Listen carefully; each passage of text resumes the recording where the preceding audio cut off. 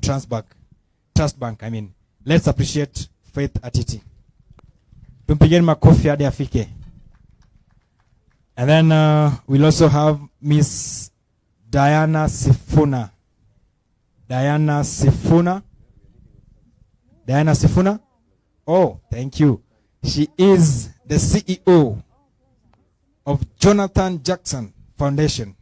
Let's appreciate Diana Sifuna. And we'll also have Mr. Vincent Ogaya. Mr. Vincent Ogaya over there is the lead research and policy at the Kenya Climate Innovation Center. Tumpigeni makofi. Tumpigeni makofi, Mr. Vincent Ogaya. And then we'll have Mr. Peter Kagia Odeni. Mr. Peter Kagia Odeni, MBA. He's a certified financial advisor with APSEA. And then we'll have, lastly, Mr. Joseph Kimani. Mr. Joseph Kimani is the program manager with the Danish Embassy in Nairobi. Let's appreciate Mr. Joseph Kimani. So, ladies and gentlemen, this is our panel. We are going to have a 1 hour of discussion around private sector actors as drivers of PFM. And like we said, our topic will be around an enabling business environment as a stimulant for economic growth. Ningependa kuomba watu wa National Assembly hapa tuingie kwenye Senate. Tuingieni kwenye Senate by camera. Tafadhali, honorable members. Najua nyinyi ndio the upper house, depending on how you. Ama mnasikia joto huko? Huko kuna joto? Sawa. To occupy the front seats then. Acha to occupy hizi mbele so that we can have engagement. Wale wenye wako nyuma, tafadhali, let's occupy the front seats so that we get to hear the conversation. And if you have a burning question, burning concern, burning issue, you'll get a sticky note. Just do it, put it down, and somebody will pick it or you will give it to me. Tukuweke hapa. Iko sawa? Let me take it back to Mr. Muchama. Thank you, my brother. Take it over.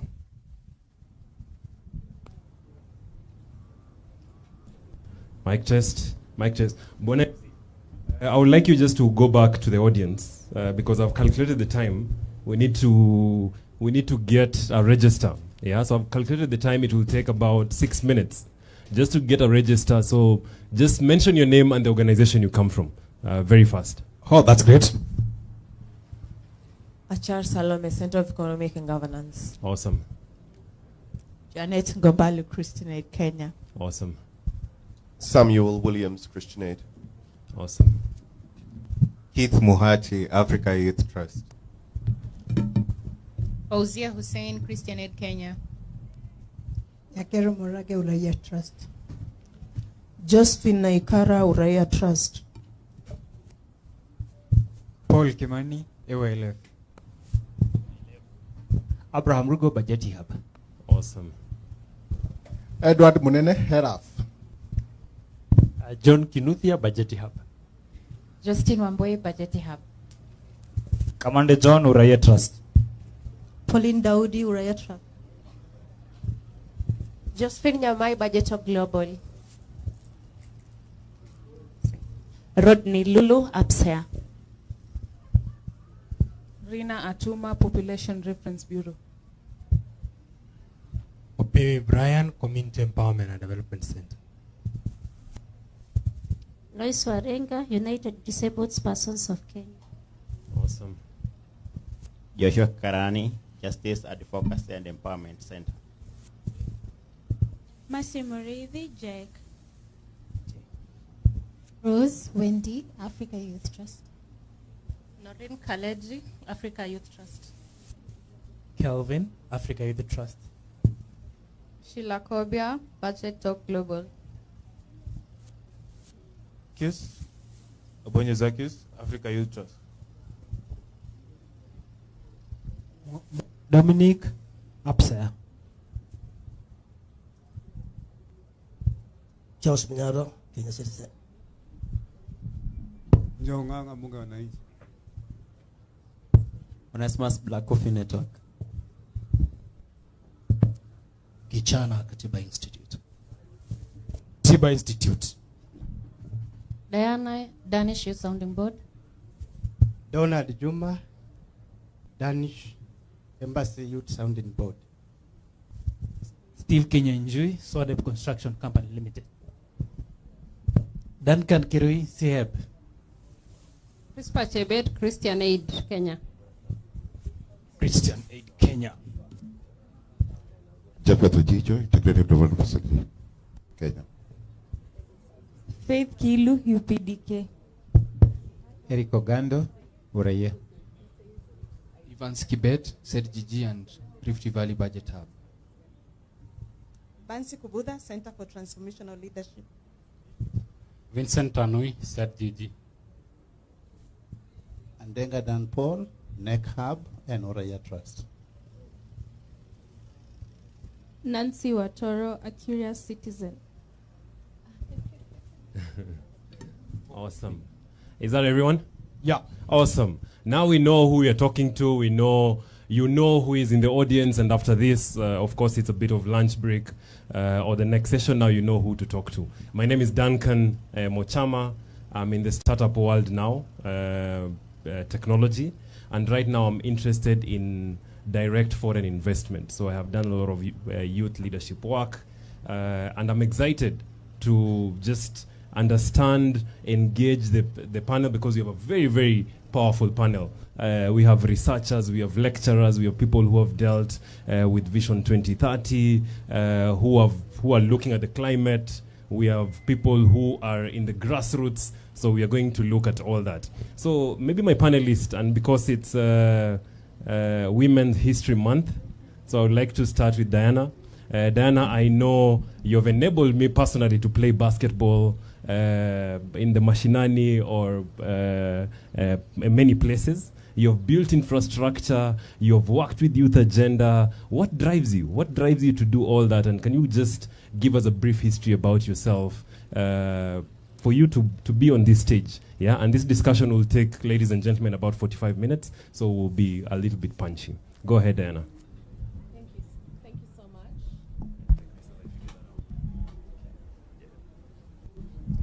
Thank you so much. Happy International Women's Month. I know our Women's Day is coming on the 8th. As you've heard, my name is Diana Sifuna. I'm very happy to see many organizations that I have worked with in the audience today. And those of you who've not heard about me or what I do, I'm happy to introduce myself to you. So I work in an organization called the Jonathan Jackson Foundation. And this is a local philanthropic organization based in Nairobi County, working specifically in the informal settlements to empower young people or persons who are not in employment, education, or training. Majority of the workers that, the beneficiaries that we support in the community are vulnerable members who have probably gone through the formal systems of, correctional facilities, and they come out here and they're not able to get decent jobs because maybe they're not able to access the certificate of good conduct that is required. We have helped about 700 young people to have jobs between 2019 to date, and we continue to do more using partnerships and other supporters, private funders that support the Jonathan Jackson Foundation. As you've heard Muthama say, we also, in our work in penetrating the informal settlement, we were a relatively new foundation. We decided to help invest in the community through sports. We bought a local football team called Nairobi City Stars. How many of you are football fans? Yeah, do you know Simba wa Nairobi? That's Nairobi City Stars. That's a club that we support here at the foundation. In addition to that, we also build basketball courts. We have an ambitious target of building 25 courts in Nairobi in 5 clusters. So each cluster will have 5 courts. Currently, we've only built 4 out of the 25, and therefore we're inviting partners. In the past, we've had the Nairobi County government that has given us access up to 17 potential sites for us to activate by building the infrastructure and allowing the young people to come and engage in sports, not only for professional development, but also for just fun, psychological support. So that's what I do in the past. I've worked with Youth Agenda. I have served in the Youth Sounding Board of the Danish Embassy, an opportunity that I'm incredibly very grateful for, because it expanded my vision of working within Nairobi and Kenya with young people to actually thinking continentally. So I feel like through the embassy, I became a Pan-Africanist through the engagement that I've had with fellow active young citizens across the continent. So I'm very glad to interact with you today. Please, let's discuss more after this. And also in the audience, my colleague Alvin was not able to introduce himself. He's in our communications department, and I thank him for supporting me at this point. Thank you very much. Awesome. Thank you. Thank you, Diana. Yeah, go ahead, Faith. You have a wealth of experience. I don't know, I've never seen someone with a wealth of experience in research, in the financial sector. I think you've done something with the Nairobi Stock Exchange. Please go ahead and introduce yourself. You probably haven't lived long enough, huh? There's more, look around. Good afternoon, everyone. And certainly happy International Women's Month for all the ladies. We are really privileged and proud to be here. My name is Faith Atichi. I do work with Diamond Trust Bank. I hope we do have some of our customers here. Yay! At least Diana is here, but we are happy to onboard as many of you, because we are a bank you can work with, a bank you can trust, a bank that is also looking for those opportunities to make that big social impact in the community. We traditionally known to be very strong on the SMEs, and knowing this is really the backbone of our economy, and of course beyond agriculture, we are very keen to deepen our SME. We are work with SMEs within the country, within some of the spaces you do work with. So I'm happy to engage as many of you as possible for any areas of collaboration that we can explore. Just as like Diana said, we are also big on sustainability, creating social impact within the community. And I've seen many of you here within that space. So if there's any opportunity we can explore for partnership, I'm happy to engage. For my experience, yes, I did work within the investment space for much of my younger days. So I have quite a bit of experience in investment. Currently, I'm heading the research function at Diamond Trust Bank. And this is pretty much getting to appreciate what's happening around us, what you, as our customers and potential customers, require from us, because it's a mutual relationship. How can we help you to serve the people you do serve better? What are these areas that we can collaborate on? How can we also just deepen access to credit from a financing perspective? So I'm very privileged to be here, and I look forward to a very interactive session. Awesome. You can give to Vincent. Vincent, quickly just introduce yourself. I know you've worked a lot in enabling the future employers. That is with your work with NAYA.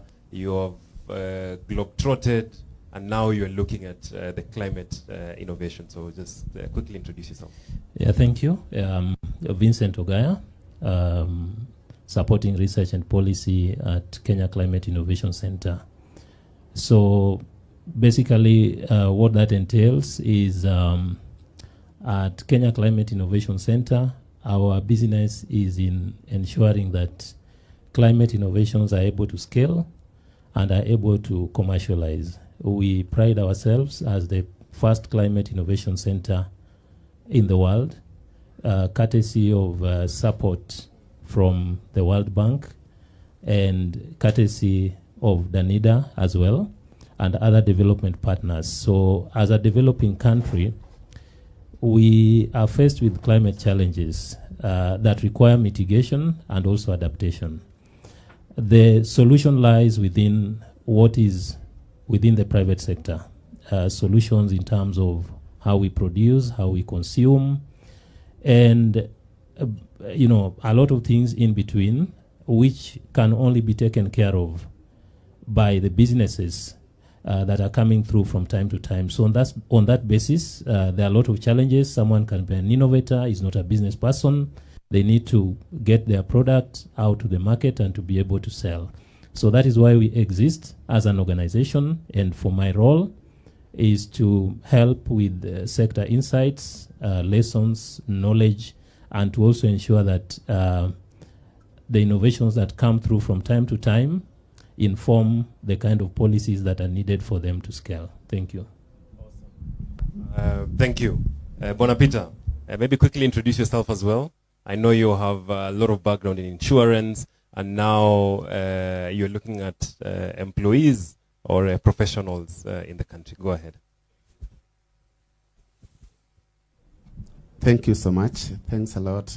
Good afternoon, everyone. My name, as has been mentioned, is Peter Kagia, currently serving at the Association of Professional Societies of East Africa. And this is basically the umbrella body of all professional organs or societies in East Africa, and particularly in Kenya. We have almost 34 professionals, and probably you are by extensions members in those, especially for those who are already registered and are practicing. We have examples of Law Society of Kenya, HR, Insurance Institute of Kenya and such, but I'm also serving as a member of the Board of Capacity Building for the young professionals who wants to tie up with the experienced professionals in various fields, and making sure that there's sustainability in terms of skills transfer. I'm also dabbling in currently serving the insurance fraternity as the Deputy Director of the Insurance Institute of Kenya, which is also the umbrella body of all insurance companies. The pride I have is that we have been focusing on issues of business sustainability, having also been practicing as an insurer and pension analyst, and basically retirement benefits and fund managements in terms of issues of business stability in the private sector. And the significance of it is that private sector is actually a major contributor in terms of the business or public finance, in terms of the contributions that they're having. They employ actually almost 2.5 million out of the 3 million directly, who are actually in the formal employment, and also extensively contribute to almost supporting the bigger population of the employment fraternity of around 20 million. You're talking about 17.5 million, which is actually in the informal sector. So yes, there's work to be done from the professional point of view. Awesome. Let me go to Joseph. Joseph, your experience, you lecture, you have done speaking engagements, you've done a lot of research. Please go ahead and introduce more about yourself. Thank you very much, and good afternoon, everybody. Thank you so much for the invitation. I'm very, very happy to be amongst friends on the panel and also in this, amongst the audience. As you've said, I'm Joseph Kimani. I have the privilege of serving as the Program Manager for Democratic Governance at the Embassy of Denmark here in Kenya. Denmark has and continues to be a very, very good friend of Kenya. Denmark has been in Kenya for the last 60 years. 60. That's a very long time. It's been 60 years of great friendship, shared values, and at a personal level, it's a real honor serving Denmark here. I also have the privilege of working very closely with the Youth Sounding Board of the Embassy. Diana has served there with great distinction. I have some members over there. Part of the work that we do is working very closely with a number of organizations across the country. Uraia, very well represented here, very strongly represented. Other things that I do, you rightly mentioned that I do lecturing. I've been adjunct faculty at the United States International University, Africa, for the last 10 years. I lecture in international relations. So that is also something else that I'm very proud of. So I try to work 25 hours a day. So I'm really looking forward to the discussions here. And thank you so much once again. Yeah, thanks, Joseph. Let me start with you. Let's start actually from outside. Do you think Kenya is leveraging all these international partnerships today we are discussing about public finance management? Do you think we are actually leveraging international partnerships to strengthen our PFM policies? And do we even have a good business environment, and how can we leverage these international partnerships? Thank you for that question. It's a mixed bag, essentially. It is a mixed bag. The way you look at it is that we haven't had a very constant pattern. There are times that we have leveraged that, very strongly, but then there have been times whereby it has sort of plateaued. So it is really a mixed bag. Perhaps we should ask ourselves, why has that been the case? Why haven't we been able to find a constant motion moving forward? There are certain barriers that have been there, and those barriers are not unique to Kenya. It's important for us to recognize that. But how do we fix those particular barriers? So the first one is integrity. Integrity in the systems, integrity amongst the people that are involved in the whole architecture of the economy.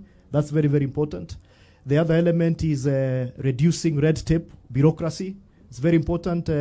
I'm sure the audience and my fellow panelists agree here.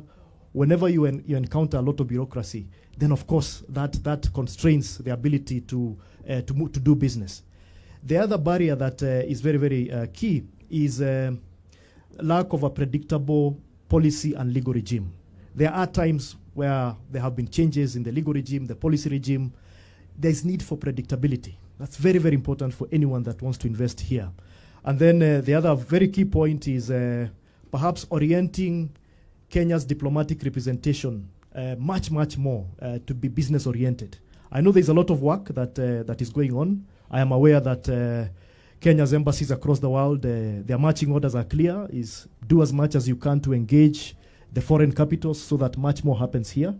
That's work in progress. That's a positive thing. All I can say is that to be able to leverage international partnerships, Kenya must be much, much more engaged, speaking for Kenya very clearly and eloquently across the world in all those various capitals. Thank you. Awesome. Before you give out the mic, maybe one last question. Denmark also is known for using their private sector. Is there any lessons that we can learn from your engagement that Kenya, the government, the private sector can learn from? Yes, that there are many good lessons, and I also hasten to add that there are also things that Danish business also learns from Kenya. It's a two-way traffic. Denmark is not perfect, no country is. Having said that, the first one is zero tolerance to corruption. Denmark, that is very clear, zero tolerance, and it is there in practice. So that's one thing. The second thing is that Denmark is a high-trust society. High-trust society. Many other parts of the world is quite the opposite, low trust. But what do you mean when you talk about high trust? It means that you trust the word of a public servant, you trust the word of somebody in the private sector, you trust the word of a citizen. So that's another thing that can be learned from. The third one is a very clear and predictable policy and legal regime. There is predictability. You know right from the start when you want to do business, you know all the steps. They are predictable. They are not going to shift. The fourth thing is there is no such thing as patronage when you talk about Danish business. It is really built on meritocracy. Then the final one is a constant quest to innovation. There is a lot of innovation. Denmark is geographically a very, very small country. The population is barely 6 million. But you see, it's a country that punches way above its weight because of the innovation that goes on. There are so many things that Denmark invests. So those are some of the lessons that Denmark can share, not only with Kenya, but the rest of the world. Thank you so much for being punchy and actually giving out the recommendations. Peter Kagia, I can see you opening your water, but let me go back to you. You have heard what Joseph has said. What is the role of professional association? Now you sit in insurance, you sit at professionals body. What is the role of professional associations in ensuring that these fiscal policies actually work and our businesses actually thrive? Thank you so much. I think it will draw me to the session that was done by PwC just before the end of the year on a CEO's forum. And one of the things that became a concern, especially in the sub-Saharan, of which Kenya is the issue of the business sustainability. And most of the CEOs out of that report are showing that issues of regulation and predictability is so much key, is a worrying thing, especially in their operations. So for sustainability, we bank on three key things. One is the issue of the mother nature, the planet. How can we sustain it? How can we maintain it so that it's there for us tomorrow? The second thing is the issue of people, because all organizations are actually serving people at the center of everything. And the third one is actually the profitability, especially for sustainable business realization. So sustainability, profitability becomes one very key. But now, as we look at the issues of the revenue generation and we look at the sustainability, there's a very tight balance between the two. One is that in terms of issues to do with the revenue collection, the government has to operate with specific details of how to collect revenue. This is actually looking at the fiscal policies through taxation, through issues to do with fees and tolls. And every private sector would like a thriving force where they are in to do business tomorrow. So the concern has been so much on the issues to do with predictability in terms of the working and operating environment, the tax regime, so that when they do their planning, they factor in some of those. Of course, factor in some issues of disruptions that could come on board, which may not be within the control of the government. The role of a professional is very key. One, the professional is building capacity of those people, because even those people who are doing policies, we get involved in those. Our RCS actually is a member of the ISPAC, and quite a number of them are in those people in the government who are drawing the policies. They draw a lot also from the professional bodies in terms of monetary issues and fiscal policies. One thing that has been a challenge is and mostly you look at we look at the revenue generation. All these are pegged on various plans, and every government that comes on board has a manifesto. And when they come onto power, they need to deliver on those manifestos. So the translation of those manifestos into the policies. We remember the previous government had the issues of the 4 agenda. We have now the bottom-up economic transformation agenda. We voted them inside, so they have to deliver. So there must be sources of revenue. The good thing that we have, and the advantage that we have, is that we have the issue of the constitution, our constitution, which is so robust, and actually enabling every person, especially when we should do the public participation.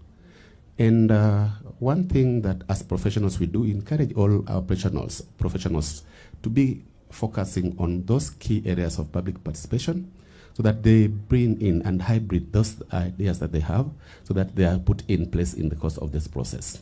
The constitution gives us very many avenues where we can actually participate in at the point of formation of the budget and all the process up to right now, what we're doing now. So if you look at Article 10 of the Constitution, actually supporting this area. So we encourage professionals, but one, you can only contribute to what you know. So the capacity building in each area of those is very important. So that is how we actually have some debates, especially with the APSEA platform, to ensure that we do that, so that we have meaningful contribution towards the fiscal policies that could actually help in balancing between the delicate balance between revenue generation and business sustainability, especially the private sector. Awesome. Before you give out the mic, we have seen Gen Z's angry. We have seen the civil society angry.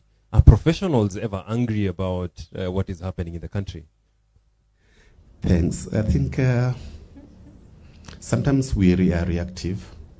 And one thing that I need to underscore is that the Gen Zs and the millennials are making almost 60% of our workforce.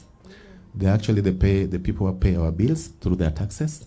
And if you look at the way, even including use of phone calls, they are contributing. So, and they're the people of tomorrow, and they're the markets of tomorrow. So they have all the rights to bring up the issues. The only thing is that the encouragement would be that we actively participate in the process, build them on board, so that we actually pass the mantle we pass the baton to the right generation, so that at least they take control of it. Awesome. Thank you for that. And when you said about passing the baton, Diana, actually you are involved at the grassroots level, not only supporting professionals, but also SMEs. What is the role of this organizations like yourself or philanthropic organizations like yourself in promoting this business environment? Thanks, Mchama. For me, I would have been much happier. I'd be much happier to see a lot of Gen Zs and millennials in the audience. Not that I don't appreciate the current audience we have. We really thank you. We're saying next time you come to this tent and it's budget discussions and we have to organize and we are able to meaningfully engage with the governance structures in the country, please tag them along so that they can understand how systems work. As we all know, we had the introductions going around. Most of us are in the non-profit sector, so most of us actually run programs to sensitize the public and do advocacy for policy change. However, if the youth, the young people are not present in these discussions, we will be reactive, as Peter has said. We will be reacting to things. Although the reaction helped, that finance bill was going to come and pass in all its form. And even though it's being implemented kidogo kidogo, at least we stopped something monumental. And we actually saw that across the world, we were not the only young people agitating from the country. It was, there was Japan, there's other places in the world where Gen Zs are also uprising because of technology and how we are able to get there. So maybe to highlight what you're asking me about impact investing and how we actually economically engage the youth in the community. For us, I think we do the groundwork before you guys come in. And I'm saying you guys respectfully because you actually work with young people on civic engagement and public participation. But we do the empowering of them to be able, for themselves, to be able to put food on the table. What do I mean by this? If you come to run your program in the Nairobi informal settlement, and that young person, the lady, the gentleman, has not had a meal, will they come and meaningfully participate? The answer is no. What will their motivation be in participating in public processes and all these things? And no wonder sometimes they're bought like the politicians with. It's because they are economically disempowered. So what we do is that we empower that young person, ensure that they have a meaningful employment or they have a means of earning a living. That is why we run the program called Jenga Biznam Taani, where we come, engage the young people, and we ask them, it's a co-creation thing. We ask them, what businesses would you like to do? The only requirement we need from you is that you organize into groups, you get registered so that there's a local level of accountability, so that when we are donating the capital goods or giving you access to banks that will give you interest-free loans, you actually have a local level of accountability. People will know you got 100,000 and the purpose of that money was to start a business, and that business is supposed to help create employment for others around you. So I feel like even when we want, there was a session I was in where everyone was talking about 2027, because politicians are already projecting 2027 and what they'll want to do.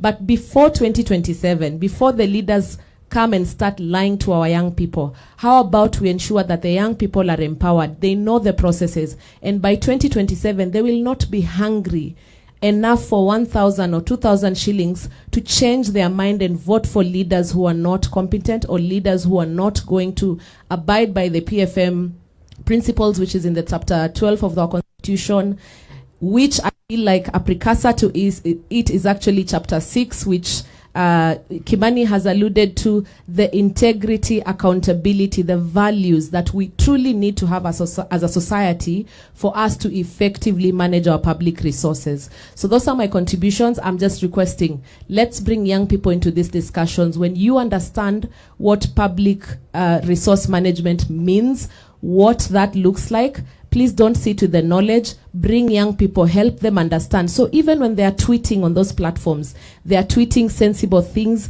they're organizing and mobilizing, and whenever they lack jobs and maybe means of earning a living, send them to our foundation. We see how to engage with them so that they can create the businesses to have their own jobs. Thank you. Thank you, Diana. Very well put. Faith, you alluded to DTB actually helping SMEs in their businesses and actually making them grow. What do you think, and I see, and you, when you introduce yourself, you have a very rich history, experience in the finance. What do you think is the role of financial sector in bridging this gap with the public financial management or the fiscal policies?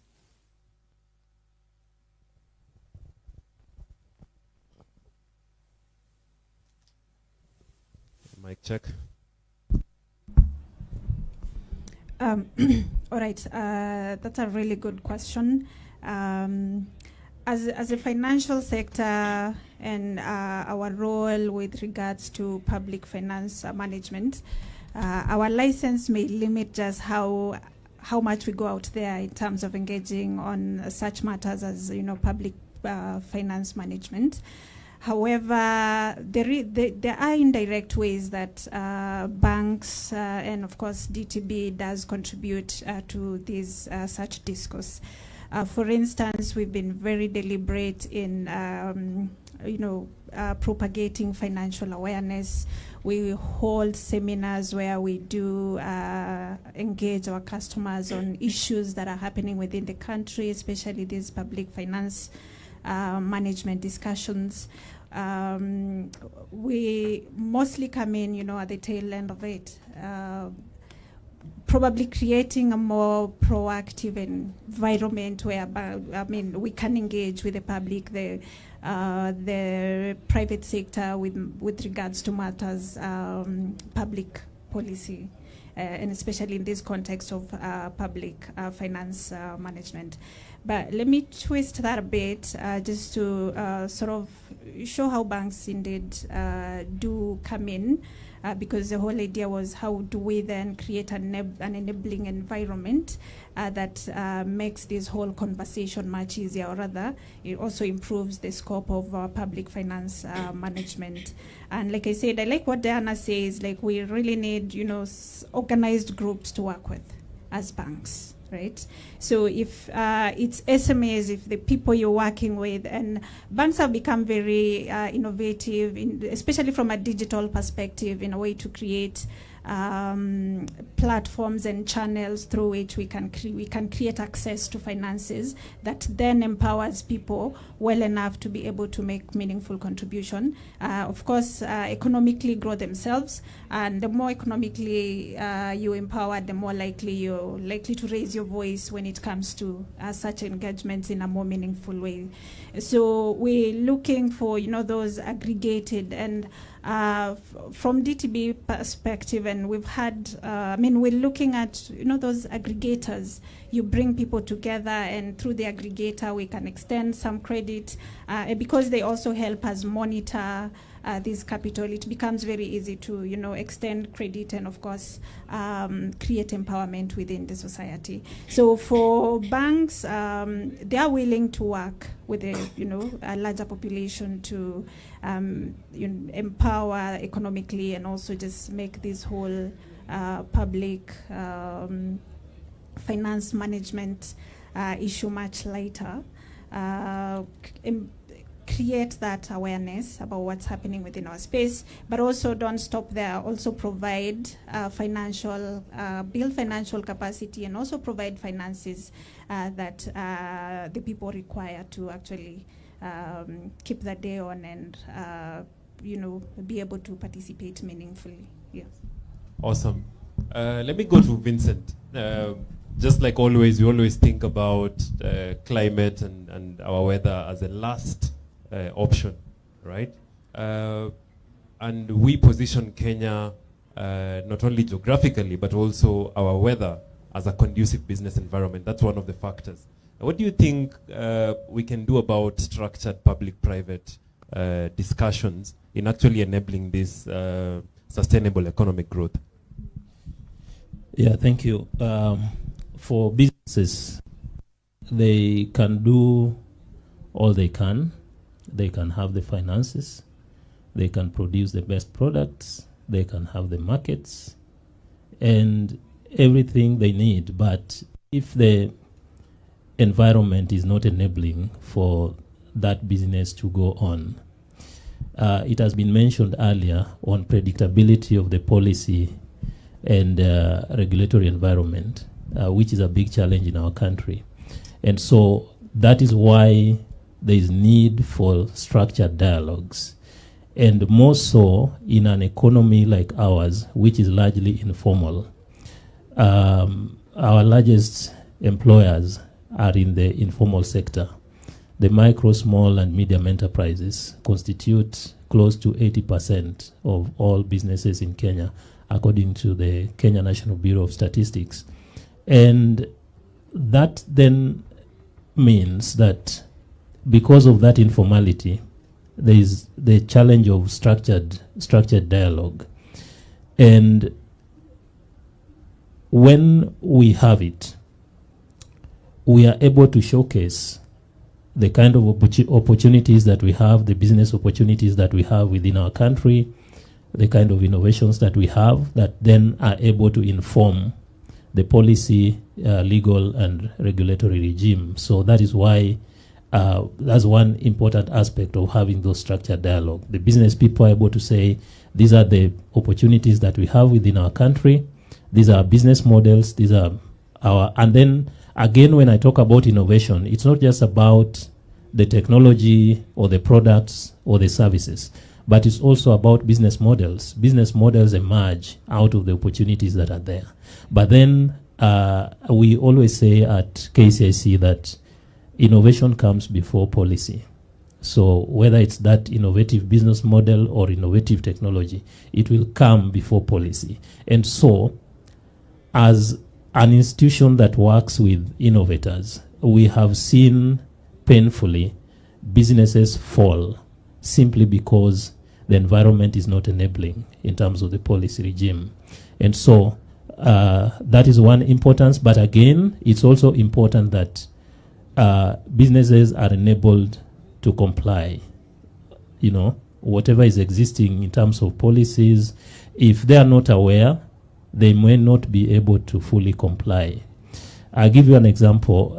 What we are doing with Nairobi County and NEMA currently for some waste management enterprises in Nairobi County, and we are rolling that countrywide so that then the businesses are enabled to comply, not in a harsh environment where you have a cat and mouse game, but you have guided compliance or assisted compliance, and also appreciating the fact that because our MSME sector is short of resources, can they be enabled to then comply, you know, in a way that is, in a way that is, you know, in a way that takes them, it can be done over time, but eventually they will be there, as opposed to saying, we have all these and we want you to comply now. That can only happen when we have structured dialogues. Already we have done one in Nairobi, and we are hoping to do that across the country. Without the structure to bring in, you know, the private sector and the government on the table, probably sometimes the government may not know what is, you know, what is going on there. They may not know what is going on in the day-to-day business environment. It is only through those structured dialogues that then they can be able to appreciate and then assist them to comply over time, as opposed to just a one-off thing. And it's true that our business environment is not so good. You know, it was not so good prior to 2022. It has not been so good post 2022. We work with some border with some border counties, and you find that sometimes doing business across border is easier than doing business within your country. Just like what Canada was saying the other day, that sometimes doing businesses within provinces within Canada is harder than doing international trade. And that is true of our case here. So it's a way of seeing how we then enable those structured dialogues to address the issues, so that it should not be hard for someone to, you know, move from Nairobi, pass Mlolongo and do business there and come back. It should not be that difficult. And that can only happen if the tax regime is predictable, the policy, legal, and regulatory regime is predictable, and that can also be contributed to by structured dialogues that bring these stakeholders together, and appreciating the fact that in an informal economy, sometimes organizing people becomes difficult. Organizing these stakeholders becomes difficult. But then we need to find innovative ways of enabling those kind of structured conversations. Thank you. Thank you so much. Thank you so much. Thank you so much. Thank you so much. Yeah, there we go. Thank you. I can feel the passion in what you do. And I'll come back to my panelists, so prepare maybe a 30 seconds closing remarks. But let me take 2 questions, and whatever questions you take, then you can incorporate it in your 30-second close. So any questions from the audience? I hear there's National Assembly, and then there's Senate. Yeah? I'm looking around, and I have 2 mics going around. Okay. Going once. Going twice. There we go. We have one from the National Assembly. Okay. From the Senate. This is Senate. Go ahead. Senate, yeah. Yeah, very, very brief and punchy. Okay, my name is Kelvin. I work for Africa Youth Trust, and I wanted to direct my question to the person who said the DTB woman, right? I didn't get your name, rather. Faith. Faith. Okay, I am a customer, so you don't have to worry. I wanted to ask whether the foundation, whether you people have a foundation, and what you're doing to at least get to the informal sectors. We have a movement called Young Urban Women, where we are empowering them to fight corruption through feministic approaches. However, even after doing all this, there is need for them to have a livelihood, and especially even those who we support as survivors of GBV and every other thing.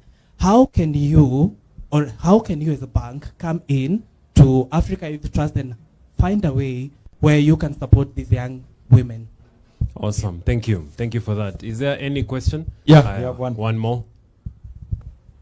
I think, Abraham, here, I really wanted to hear something about how do we see the role of private sector in enabling the people to be more productive. Because what we see is they are very active in spaces where they are advancing capital to government. Okay. I really, especially from the innovation guy, I think it will be very, very interesting. Awesome. Thank you. I saw one hand, and then that will be it.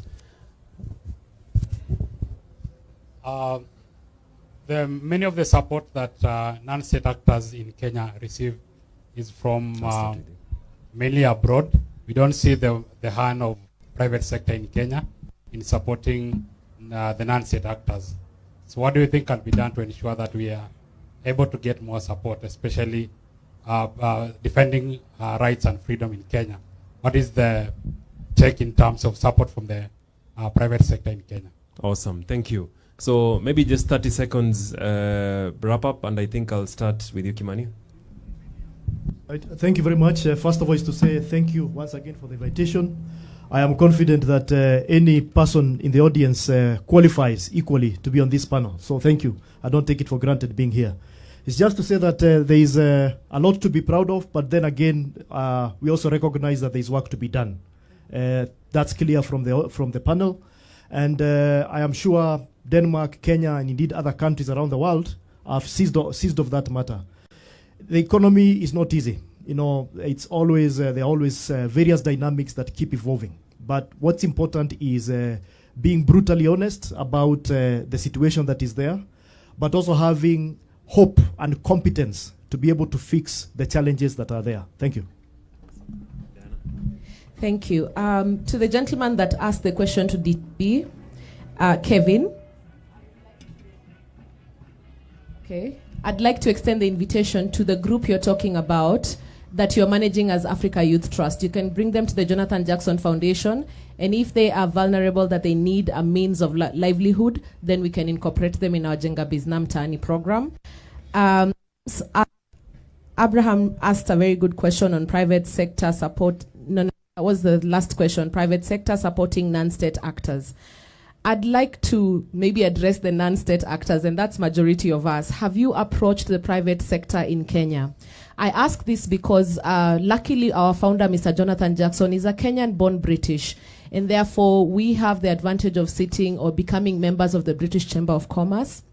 which has many business operations in Kenya, many members who have business operations in Kenya. After we did a presentation at one of their AGMs, we currently receive 3% of profit from one of the companies that is based in Kenya every single month. It doesn't matter the amount. In fact, it just matters that we have a private sector player who liked the presentation we made on economic empowerment and sports development in informal settlements enough to commit 3% of profit from a very small line of his business to be coming to us every month. Do we ask the questions? I also managed to sit in a panel, not in a panel, in one of the meetings that was happening with another non-state actor. And I sat with their board member and I was actually complaining about fundraising in Kenya. I was like, must we always go abroad to look for resources? All these companies operating in Kenya, they should be able to support us. And the answer I got is that you do not come to our boardrooms to ask for money. And when you come, you do not present a good deal when it comes to impact investment, because their targets nowadays is not qualitative. I'm not saying we have not done it. I'm saying that the private actors in Kenya nowadays are leaning towards venture philanthropy, and this is where they're sort of looking at grants, applying a lens of investment in them, like investment principles. It's not a return on investment in terms of value for money, but it's a return on investment in terms of value of impact that you will achieve. I recently have another local donor who, grants the Jonathan Jackson Foundation, who told me, I'm no longer interested in your quantitative reporting. I want to know how many lives you've touched and how much impact you have achieved in the community. So I'm a beneficiary of many local philanthropy organizations or many local donors who are actually in the private sector, and I would say let's also be proactive in engaging them. Let's request for meetings in their boardrooms and not sit behind the Zoom calls. Let's look for them, let's nurture the relationship, and let's convince them to give us a portion of their profits. We're not even asking for their revenue and what they ought to give to their stakeholders, and their stakeholders would not mind. You have seen what Safaricom Foundation have done. They do an amazing job in Kenya. Again, I speak as a beneficiary of them. In 2022, they gave us 2 million shillings when we did a COVID response program for distributing food in Kenya. The 2.1 million meals we distributed in 2020 could not have been possible if we did it alone. Private sector in Kenya came full board. We were even hesitating as a foundation whether we should receive the grant from EABL Foundation because of the values we had. But then we remembered that hunger is a bigger problem, and we accepted that 2 million donation. So my friend, let's rethink that. Awesome. I think that also forms my remark. I'm just passionate about economic empowerment and active citizenry. Thank you very much. That is amazing. Thank you. Thanks a lot. I think one thing that we need to underscore is the issue of the role of a professional in governance, and especially regarding the issues with public finance for purposes of issues of sustainable development, which is actually pegged on the people. Prosperity comes on very much. As professionals, we underscore the importance of the rule of law, constitutionalism, and above all, as we say, the fear of God. So our constitution is very progressive, and probably I would encourage all of us, as not only professionals as such, to participate actively in areas where we are called that our opinions are being sought. Like on 14th, on the day of Valentine, I think there was something that was happening in Parliament. We were having the budget policy statement being presented. And the question is, what contributions did we make as such? Have we actually are aware of it? We also have issues to do with fiscal policies related to tax management. We have the tax management policy. And probably it has some good things, it has some things that we are not happy about. We have an avenue to actually engage so that we have a very productive documents that could be running to help us actually maintain that aspect of business sustainability within the context of touching the lives of many people, the Kenyans, not only the professionals, but all, because the professionals are also serving the interests of the society. Awesome. Thank you. Indeed, the private sector can play a very catalytic role when it comes to economic growth, especially where government spending is very limited. And we appreciate as a country, we'll stay in that space for a while. And certainly it is a bit difficult for private sector to effectively play their role in an environment where the policy landscape is very unpredictable. And that also applies for banks because they operate within the same environment. You wake up, there's a new tax that's levied on your employees that you as a business you have to match. There is a threat that because one or two is happening, then we'll impose this regulation, whether it's the, interest rate caps and things like that to control or guide how business is done, which is mostly happens very haphazardly, and it's more reactive than proactive. But I am aware there are many conversations that are happening from just a banking sector perspective through the Kenya Bankers Association to try and streamline and create some predictability around the policies imposed, especially those that target financial sector, knowing the role that financial sector can play in, catalyzing economic activity, creating this awareness, and of course, even on the public finance side, because we are one of the sector that pays the highest taxes to the government.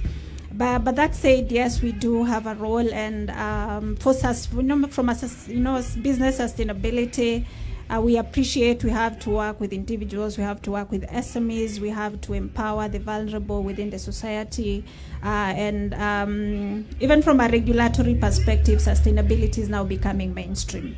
As you do your business, you have to give back. You have to empower the society around you, the people, the community within which you operate. And to your question, sorry, I don't remember your name either. It's nothing personal. It's no payback. But yes, as DTB, we do engage with such institutions. Like I said, I think we're one of the banks where sustainability is actually one of our core strategic pillars. And sustainability in this case includes the whole ESG component, the environmental, the social, and we're always looking for partners to work. And I agree with Diana, you just don't show up, you don't ask. So he can come to you after this. Yeah, as long as you have a compelling case where there's demonstrable impact to those you're supporting, I think as institutions we are happy to be on board. Yeah. Yeah, so Diana spoke passionately about the private sector and their role. Of course, just to add that the private sector is really enabling productivity. They catalyze value chains, they catalyze supply chains, only that most of the time this impact is never documented. For us, for example, the enterprises we support, if you are in agribusiness and you are doing aggregation, for example, we look at how you work with the farmers. That farmer that probably does not have a lot of knowledge on legal issues and contract issues, but then you are enabled to have contracts with them so that then you can also give them better pricing, and that alone makes other people productive along that chain. You have, for example, legal experts, tax experts along that. So in addition to what Diana mentioned, that is what I wanted to add. Awesome. That it's a big role.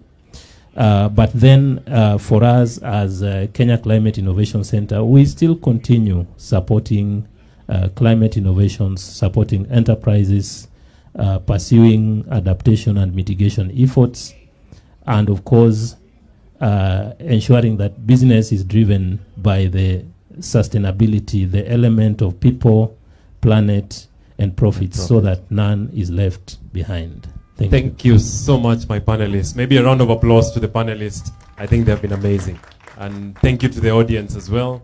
Have a nice evening. Back to you, MC. Thank you so much. Thank you so much, Bwana John, and your panel.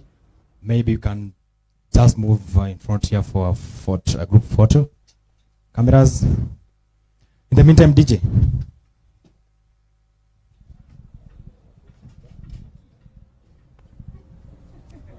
Tashuka chini. Tashuka chini.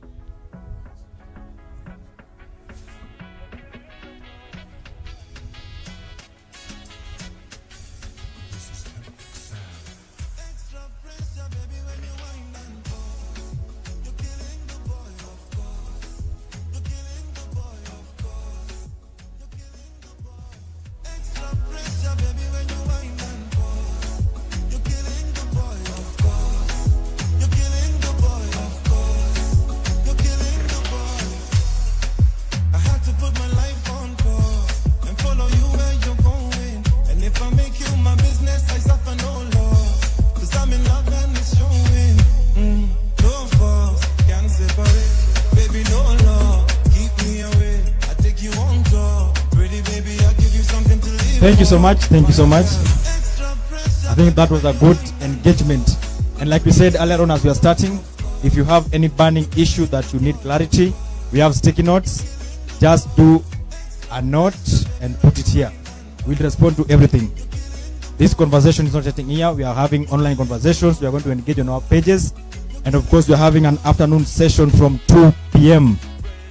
So we are going to break for some refreshments and of course walk around and see, make friends, network. But by 2 p.m. we are converging for an afternoon session where we're going to look at countering disinformation and misinformation. And we have a heavy panel for that one. So ladies and gentlemen, you can't wait to have this discussion. Misinformation and disinformation. Tuko tayari jamani? Tuko tayari. Thank you so much. Thank you so much. Thank you very much, MC. I'd like to welcome all of you to the main stage where we're going to have live band for the next 1 hour during the break. Enjoy the music and take advantage of the food court for your refreshments, lunch and bitings. Let's all converge here at 2 p.m. like Ken Bab talked about. And let's go down there and enjoy the music from the live band. Asanteni sana. PDF 2025. Form the dialogue. #ComeToBonge in the afternoon.